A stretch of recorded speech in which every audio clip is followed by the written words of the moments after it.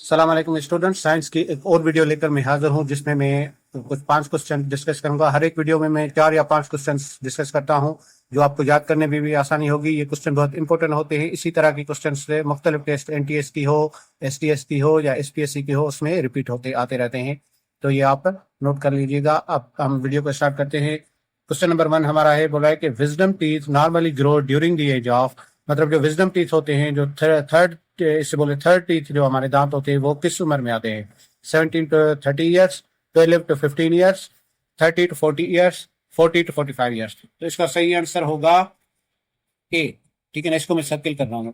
तो 17 to 30 की as में जो ये विजडम टीथ होते हैं वो आते हैं।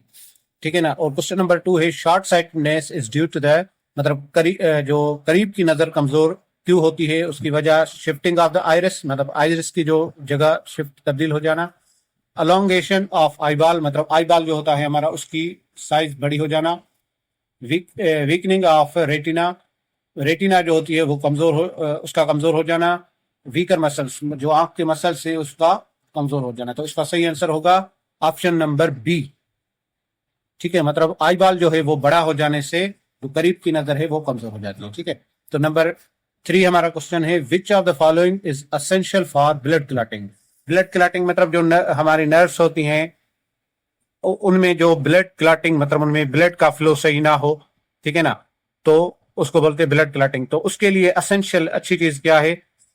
ए आरबीसी, बी डब्ल्यूबीसी, सी ब्लड प्लेटिलेट्स, या डी है लाइम्फ। ठीक है ना। तो इसका जो सही आंसर होगा वो है ब्लड प्लेटिलेट्स। ब्लड प्लेटिलेट्स जो होते हैं उनके मतलब कम हो जाने से ब्लड क्लॉटिंग होती है। अगर ब्लड प्लेटिलेट्स पूरे होंगे तो ब्लड क्लॉटिंग नहीं होगी। ये जो है इसके लिए असेंशियल है। नंबर 4 है, the largest cell in the human body is, human body में बड़ा सेल जो है वो क्या है? Liver cell, nerve cell, muscle cell, kidney cell. तो इनमें से जो इसका सही ऑप्शन है नर्व सेल। ये सबसे बड़ा सेल होता है। इसकी लेंथ 1 मीटर तक होती है। ये जो स्पाइनल कॉर्ड है वहां से लेकर पांव तक, ठीक है ना, पांव तक इसकी लेंथ होती है।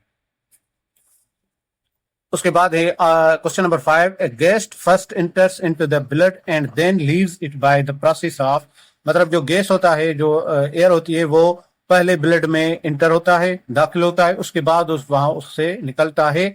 इस प्रोसेस को क्या बोलेंगे? Osmosis, diffusion, transpiration, condensation. तो इसका ऑप्शन सही है डी, डिफ्यूजन। ये प्रोसेस है जिस जो होता है जब कोई गैस ब्लड में एंटर होता है और फिर उसको उससे लीव करता है, मतलब वहां से निकलता है। तो इस प्रोसेस को डिफ्यूजन बोलते हैं। तो इस वीडियो के 5 क्वेश्चन पूरे हो गए। इंशाल्लाह दूसरी वीडियो में मैं और 5 क्वेश्चन लेकर आऊंगा इंपॉर्टेंट।